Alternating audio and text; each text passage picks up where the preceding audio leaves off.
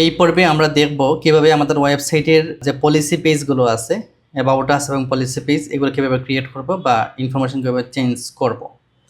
তো সেমভাবে website log in করতে হবে, তারপরে আপনার ওয়েবসাইট সেটআপ মেনুতে আসতে হবে। এরপরে দেখতে পাচ্ছেন এখানে পেজ নামে একটা অপশন আছে। এই পেজ থেকে দেখেন যে এখানে আমরা কিছু পেজ ক্রিয়েট করে দিই সাধারণত। তারপরে এখান থেকে আপনি জাস্ট ইনফরমেশন চেঞ্জ করতে পারেন বা আপনার মতো করে আপনি যে পেজ ক্রিয়েট করতে পারবেন। তো আমি এই যে একটা পেজ দেখাই, এটা হচ্ছে অ্যাবাউট আস পেজ, মানে আপনার প্রতিষ্ঠান সম্পর্কে লিখবেন। আর এই পেজগুলো হচ্ছে এই যে ফোটারের যে ইনফরমেশন এখানে এসে শো করবে।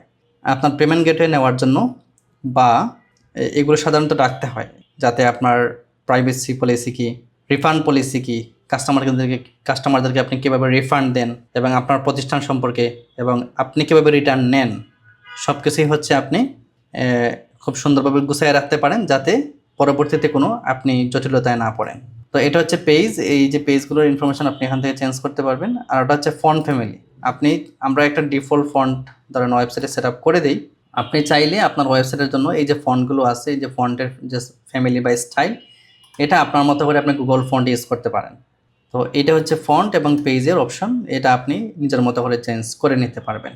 এবং এডিট করে আপনি এই যে এখানে এডিটর আছে, একদম ব্যানার সহ মানে ইমেজ সহ আপনি কমপ্লিটলি পলিসিগুলো লিখতে পারবেন। নেক্সট পর্বে আমরা দেখব কিভাবে আমাদের ওয়েবসাইটে স্লাইডার আপলোড দিব, তারপরে ব্র্যান্ড বা ক্যাটাগরি এই অপশন নিয়ে।